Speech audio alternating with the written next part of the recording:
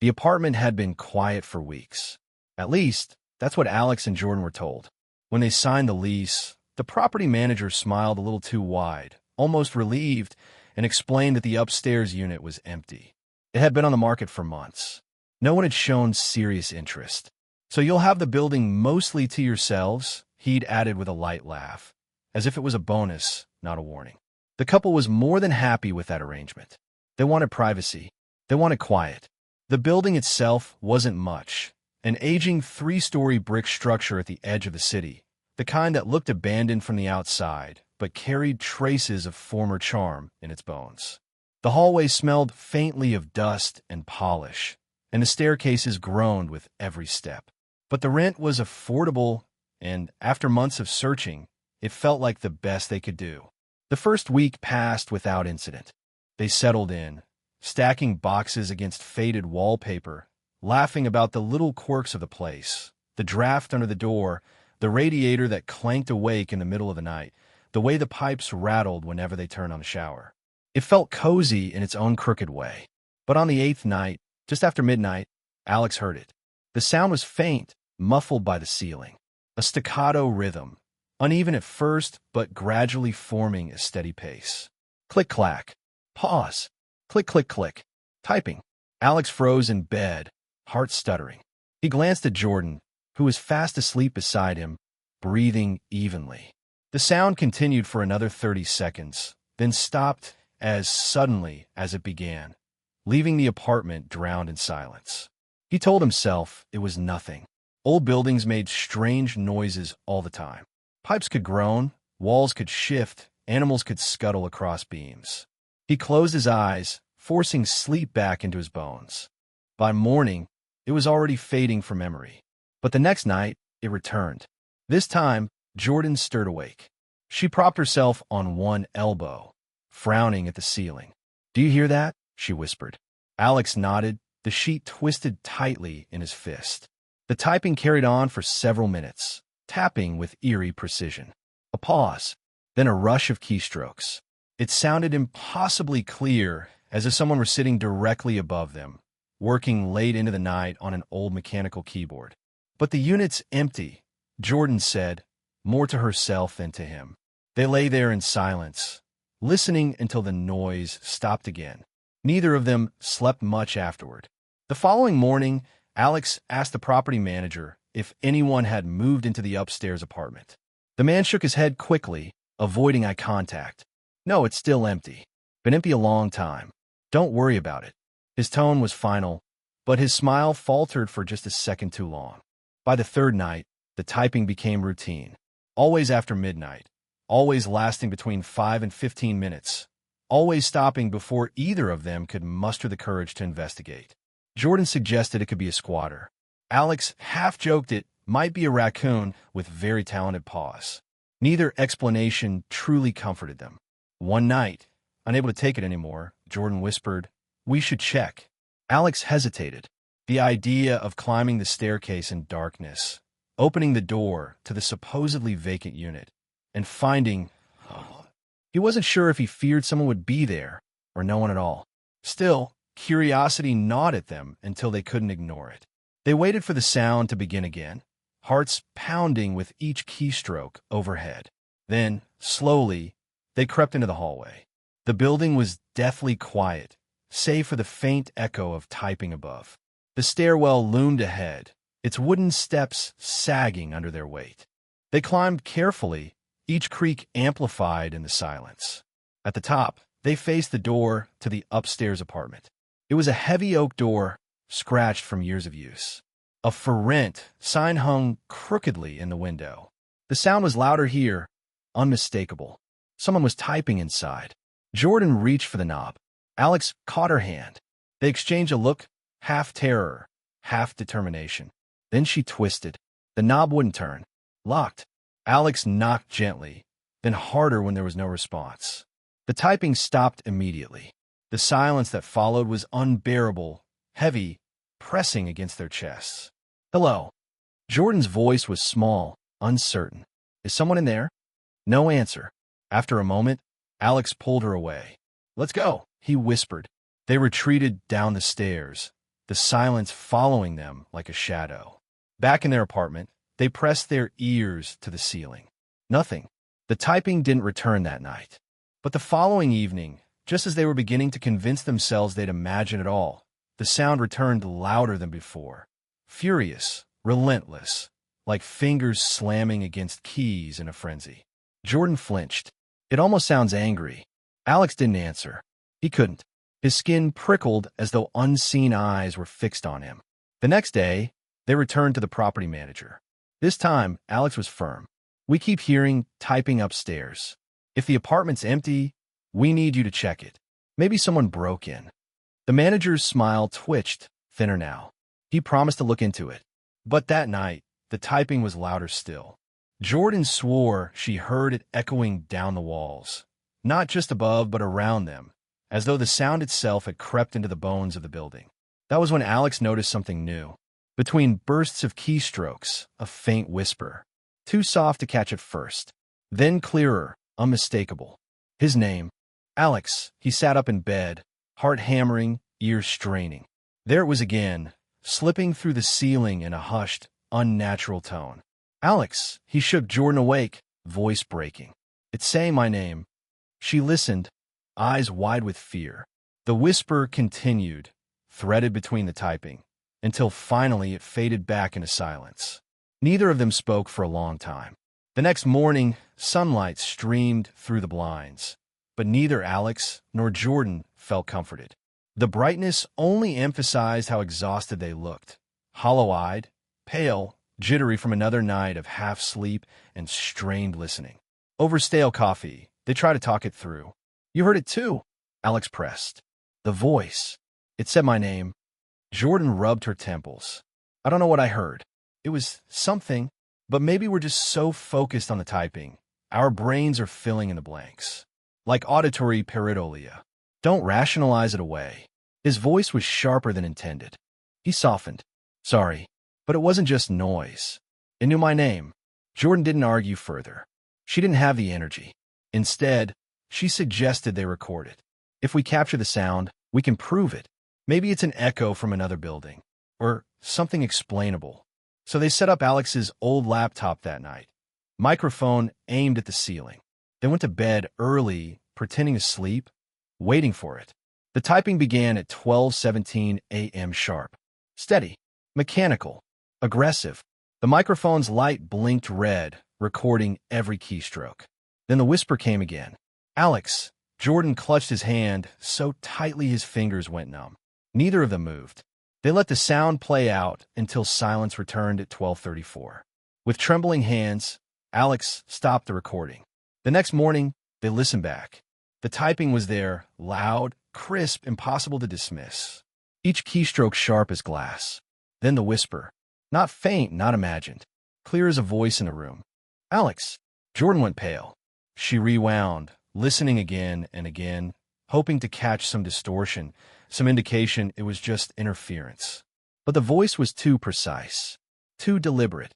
They stared at each other. "We need to tell the manager," Jordan whispered. But when they returned to his office, he wasn't there. The door was locked, blinds drawn. They called his number. No answer. By nightfall, the apartment seemed heavier, as if the air itself resisted movement. Shadows stretched longer than they should, clinging to corners. At 12:17 sharp, the typing began again. But this time, it wasn't random. Alex's breath caught as he realized the rhythm resembled words. Long bursts, short pauses, a pattern. "It's typing something," he whispered. Jordan bolted upright. "What do you mean?" "Listen, it's letters. Like sentences." The clatter continued, deliberate and precise. Their imaginations filled in the blanks. But then, impossibly, the monitor on Alex's laptop flickered awake, though he hadn't touched it. The cursor blinked. Letters appeared. "Hello, Alex." Jordan gasped. Alex's skin went cold. More words formed, slowly, one keystroke at a time. "You heard me." His heart thundered. It's not just sound. It's connected." The scream continued. "Don't tell her." Jordan leaned closer, horror etched on her face. "Don't tell me what?" she whispered. The cursor blinked. Then silence. The typing upstairs had stopped. The screen froze. The words remained, glowing in the dim light, searing into Alex's mind. Don't tell her. That night, they hardly spoke. The silence between them grew, heavy with suspicion neither dared voice. The following day, Alex tried to contact the manager again. Still no answer. He even knocked on the office door for several minutes. Nothing. The building felt deserted, as though they were the only ones left. But they weren't. On the third-floor landing, he thought he saw someone. A flicker of movement at the end of the hall. A figure slipping behind a corner, quick and silent. "Hello." His voice echoed weakly. No reply. The hairs on his arms rose. He retreated to his apartment, locking the door behind him. When he told Jordan, she shook her head. "We have to leave. Tonight." But when they began packing, the electricity flickered. Lights dimmed, then surged. The laptop powered on by itself again. This time, the message was waiting. "Stay." Alex's stomach dropped. Jordan slammed the lid shut. "No, we're going." But the lights flickered again, buzzing like angry insects. And from above, the typing resumed. Relentless. Insistent. Alex covered his ears, but he still heard it. The rhythm burrowed into his skull, vibrating through the floor, through his bones. He imagined fingers pounding furiously at keys, demanding attention. He imagined a presence leaning over an ancient desk, whispering his name with each stroke. And then another whisper, not from above this time. Behind him. "Alex," he spun. Nothing there. Jordan grabbed his arm. Her voice shook. "It's not just upstairs anymore." They didn't sleep that night. They sat on the couch, clutching each other, jumping at every creak. At dawn, Alex checked the laptop again. Though it was closed, powered off, the words were still burned into the screen like scars. "Stay. Don't tell her." The words burned into Alex's mind long after the screen had gone black. "Stay. Don't tell her." Every time he closed his eyes, the letters lingered, pulsing against the backs of his eyelids. Jordan tried to dismiss it, insisting it was some kind of glitch, maybe a virus on the laptop. But Alex knew better. He'd watched each character appear, deliberate, timed with the furious tapping above their heads. And worse than the messages themselves was the intent behind them. It wanted him. That morning, Jordan packed a duffel bag. She didn't even argue this time. "We're leaving. I don't care if it's irrational. We'll get a hotel, talk to the landlord later. I'm not staying in a place where the walls whisper at us." But when they tried the front door, the lock resisted. Alex turned the knob hard, but it didn't budge. He twisted the deadbolt, yanked, shoved, even rammed his shoulder against the wood. Nothing. The lock wasn't broken. It was as if the door had fused to the frame. Jordan's hands shook as she tried herself. "It won't open. It just won't." They tried the windows next. Stuck. Painted shut years ago. Not even the bathroom window would slide an inch. It felt like the apartment had sealed itself around them. "Okay," Jordan whispered, panic rising in her voice. "Okay, we'll call for help." But when she picked up her phone, the screen was static. No signal. No ups. Just a snowstorm of black and white fuzz. Alex's phone showed the same. He tossed it onto the couch, his chest tightening. The building didn't want them to leave. The typing resumed that night, as though nothing had changed. 12:17 a.m., sharp. Click-clack. Click-click-click. Furious, unrelenting. Jordan buried her face in her pillow, whispering prayers, while Alex sat upright, listening, counting the rhythms, watching the ceiling as though he could see through it. The words formed in his mind as if he could read them by sound alone. His heart pounded with the knowledge that he was right, that someone or something was trying to communicate. When the typing stopped, he found himself standing, moving without thought. "Where are you going?" Jordan whispered sharply. "Upstairs," Alex said, his voice hollow. "I need to know." "No, no, Alex, please." But he was already in the hallway, climbing the stairs. The landing was dark. The door to the upstairs unit loomed ahead, the crooked for rent sign fluttering slightly in a draft that shouldn't have been there. Alex pressed his ear to the wood. Silence. He tried the knob again. Locked. Then, softly, impossibly, a voice spoke on the other side. "Alex." His blood ran cold. Not muffled this time. Not distant. Right there, inches away, separated only by the thickness of the door. He staggered back. The knob rattled, as though someone on the other side was testing it, try to come through. He bolted back down the stairs, nearly tripping in his rush. Jordan was waiting at the bottom, pale and trembling. "You heard it," she said. It wasn't a question. He nodded, too shaken to speak. They didn't return to bed that night. Instead, they sat in the living room, the glow of a single lamp their only comfort. The silence pressed around them, thick, oppressive. And then, just as Alex began to think maybe the night would end without further torment, the laptop screen flickered to life again. No one had touched it. Words appeared, deliberate, steady. "I see you." Jordan gasped, clutching his arm. The screen blinked. New words replaced the old. "Don't trust her." Alex's breath caught. His mind spun. "Don't trust who?" Jordan's face reflected the blue glow of the screen. "It's trying to divide us." But then, the next words froze the air in his lungs. "She knows." Jordan's grip tightened on his arm. "What does that mean?" The cursor blinked, waiting, but no more letters came. Alex stared at Jordan. She stared back. Neither spoke the words hanging between them, but both felt the fracture forming. What if the messages were right? What if one of them didn't know more than they admitted? The tension grew over the following days. Small doubts wormed their way into Alex's mind.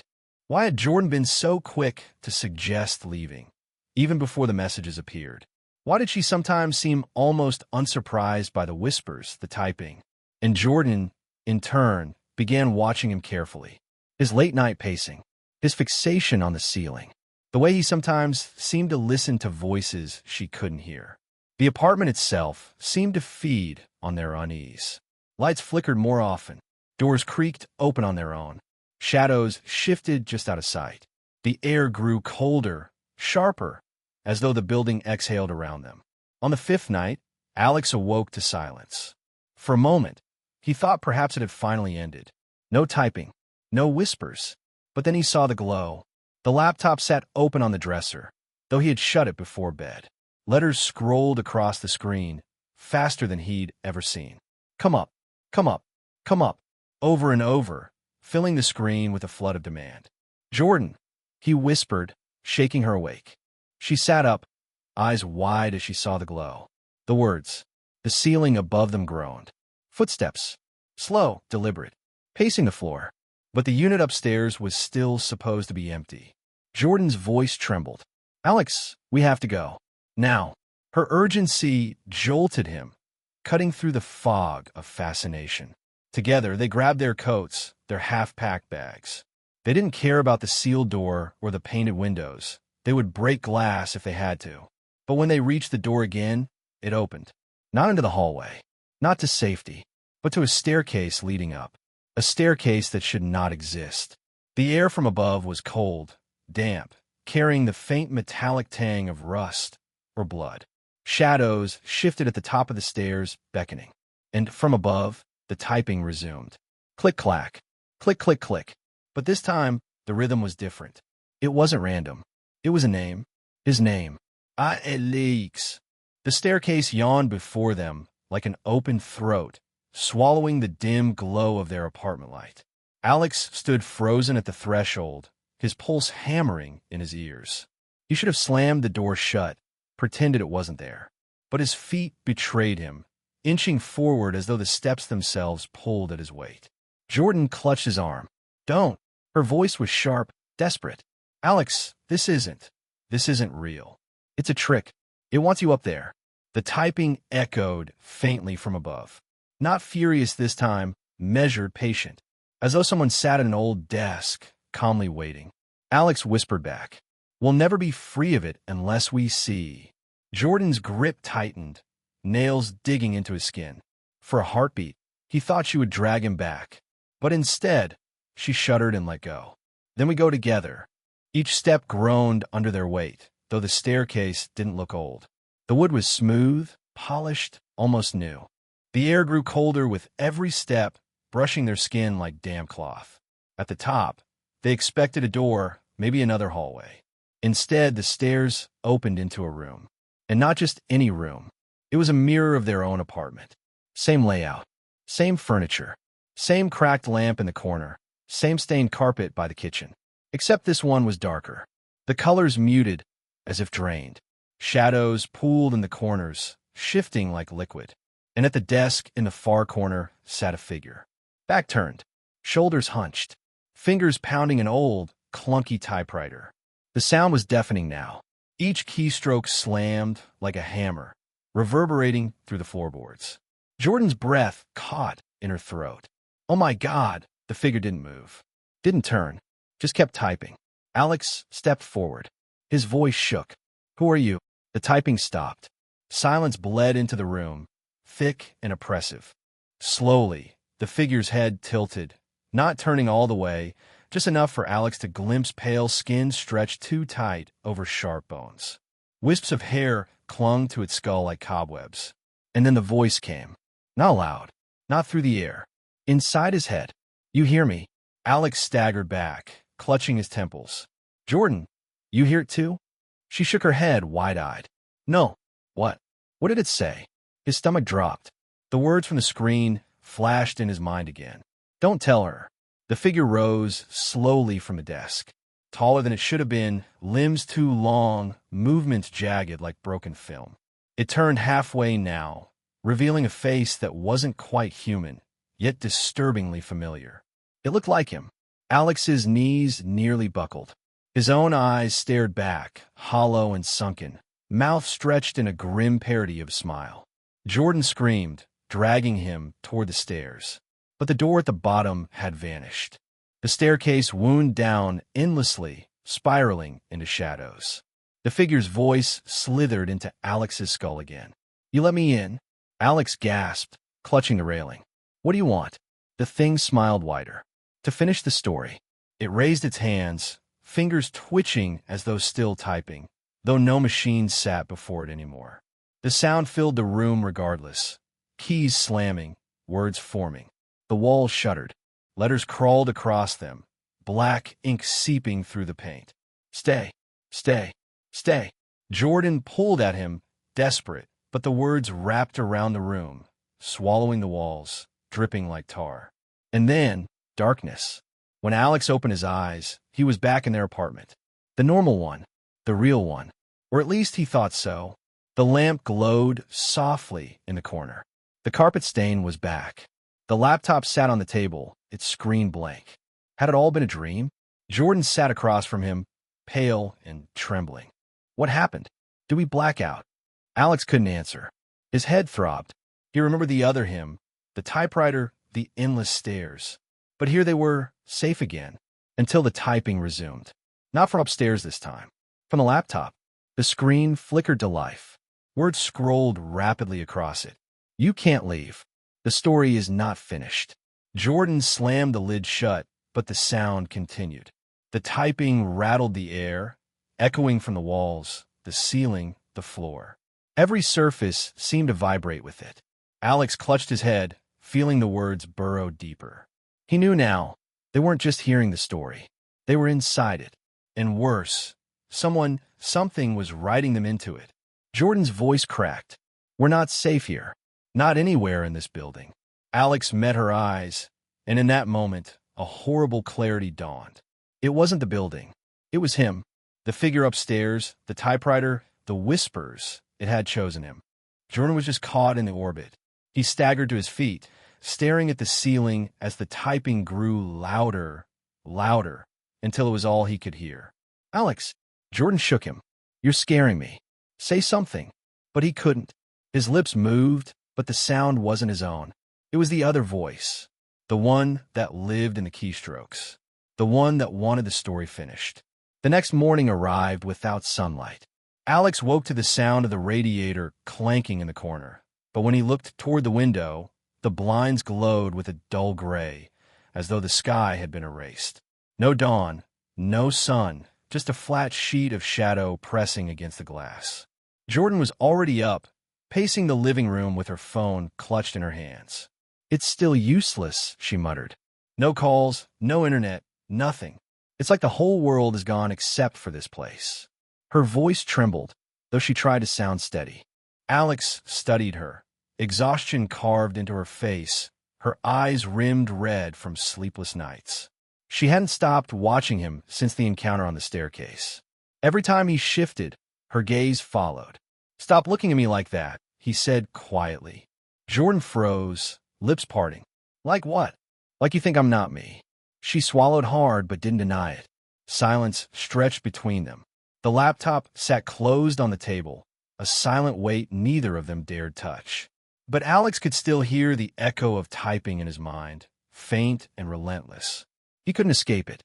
By afternoon, Jordan insisted they search the building. "We need answers, Alex. Someone must have lived here before us.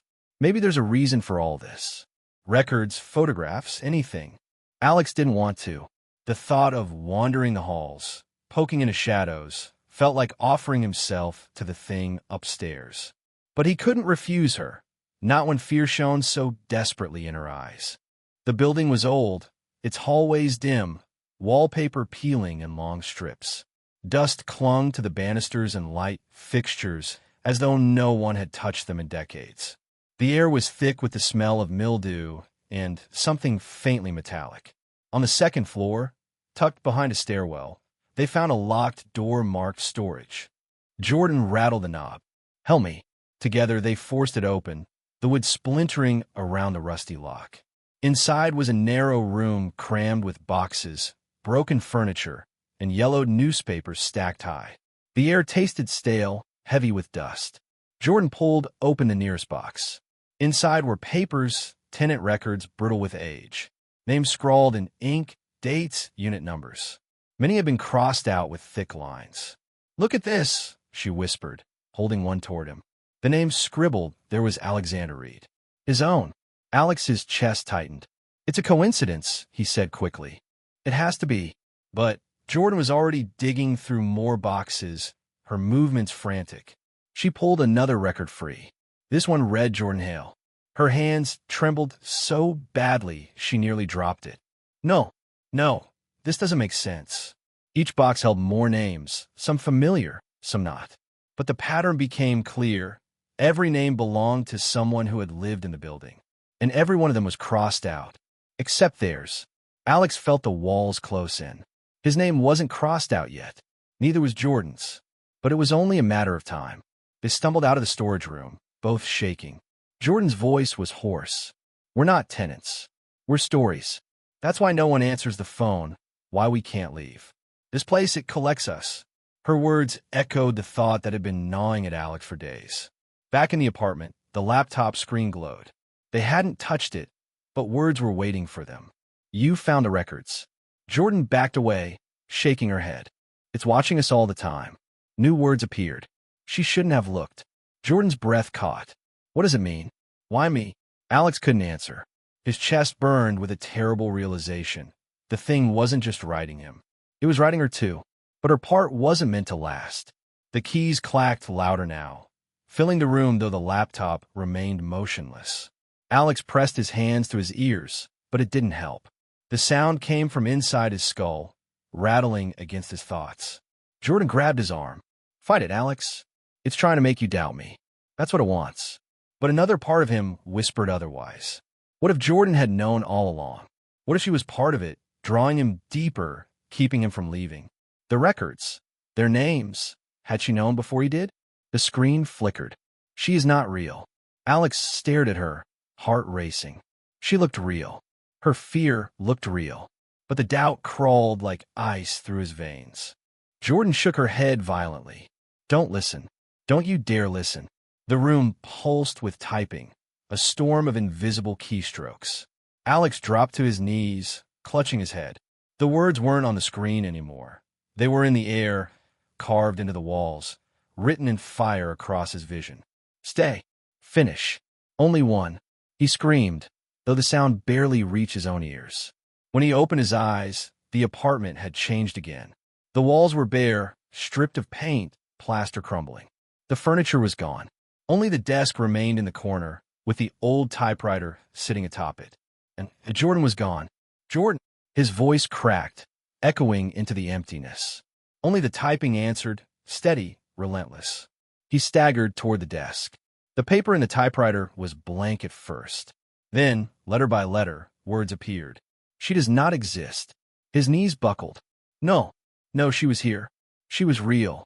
The typewriter clacked, faster now. She was a draft. You are the story. Tears burned his eyes. Stop. Stop writing me. But the machine rattled on, indifferent.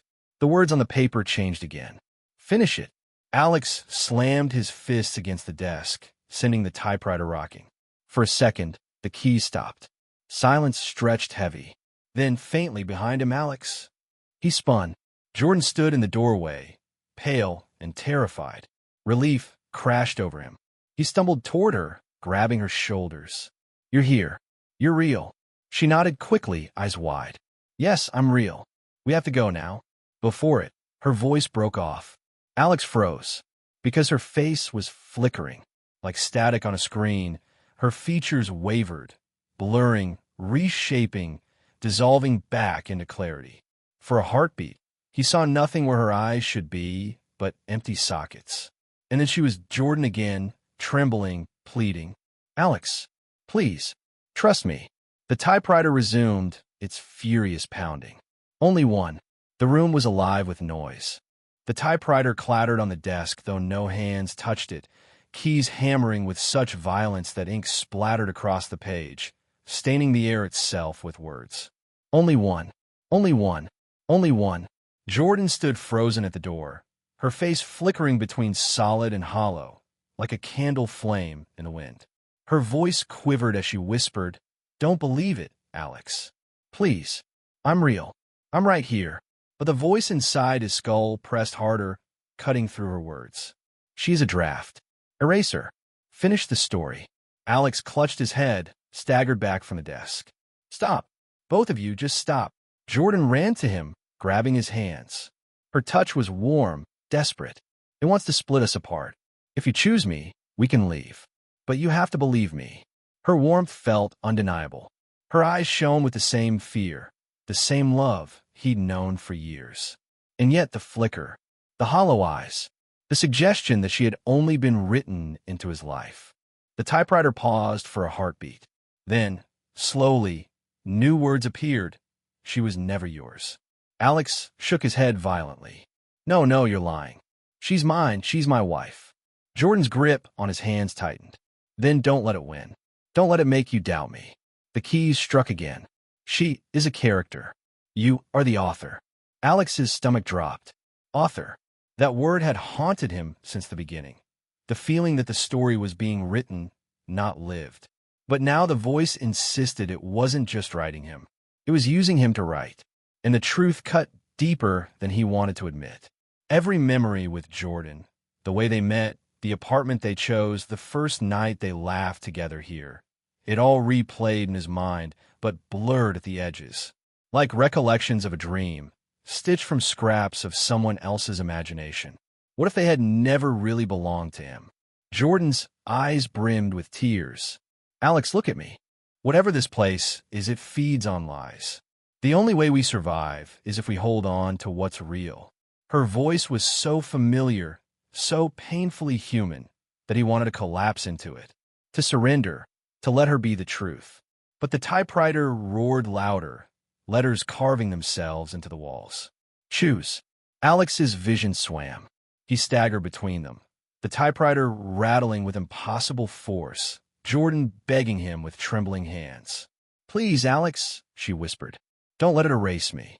His chest heaved. His pulse thundered. And then, in a moment of broken clarity, he realized it wasn't about Jordan. It wasn't about the typewriter. It was about him. He had let the words take root. He had believed them. He had become both the page and the handwriting across it. The room warped, shadows collapsing inward. He stumbled to the desk, slammed his fists against the typewriter. I'm not your story, he screamed. The keys froze. The silence that followed was absolute, crushing. Jordan's breathing ragged behind him. Alex. For the first time, the paper in the typewriter was blank. No words, no commands. Just emptiness waiting. His hands trembled above the keys. He understood now. Whoever wrote last would decide. Jordan stepped closer. Don't touch it. But Alex already knew there was no other way. If he refused, the voice would keep writing. If he surrendered, it would own him forever. But if he wrote, if he truly became the author, maybe, just maybe, he could end it. He pressed one key. The sound cracked like thunder in the hollow room. Another, and another. Letters bleeding onto the page. His words. His story. Jordan's hand clamped over his shoulder. Alex, stop. It wants you to. She froze mid-sentence. Her voice stuttered, cut short. Alex turned slowly. Her body flickered again, but this time it didn't stabilize. Her outline blurred, frayed, like paper burning from the edges inward. Her face twisted with horror as her skin peeled into ash-light fragments. Alex, she cried. Her voice dissolved into static. Don't let it. And then she was gone. Ash scattered across the floor where she had stood. Alex stared at the empty space, throat raw with grief. His hands hovered over the keys, trembling. He hadn't chosen her. He hadn't saved her. He had only proven the typewriter right. Only one. The words carved themselves across the page without his touch. Tears blurred his vision. He slammed the keys in rage, hammering out his own words over theirs, forcing the letters to clash and smear into black ink stains. I am real. I am not your story. The machine shrieked with grinding metal, sparks flying from the keys. The walls convulsed, the ceiling cracking open as if the building itself was collapsing under the weight of competing realities. For a moment, Alex thought it was working, that he was breaking free. Then everything went white. Silence.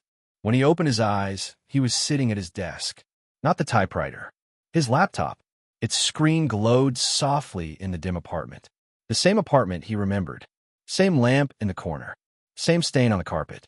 The text document was open, cursor blinking, and the last line on the screen read, the Yindi. Alex's breath caught in his throat. He scrolled upward, frantic. Lines and lines of text filled the page. Everything that had happened, every detail, every sound, every word of terror. He had written it all. His stomach turned. No, I didn't. But his hands ached. His fingers were sore, as though they had been typing for hours. From the corner of his eye, he thought he saw movement. He looked. The door to the bedroom stood ajar. Alex, Jordan's voice, soft, familiar, calling him from the shadows. His blood froze, because the document on the laptop scrolled by itself. New words appear at the bottom of the page. She is back. This is only a draft. The typing began again. And this time, Alex understood. The story wasn't over. It would never be over, because as long as he believed in it, the voice would keep writing. And no matter how many endings he gave it, the story would always start again. The faint sound of keys clattered from the ceiling above. Steady, relentless. Someone was typing. Someone would always be typing.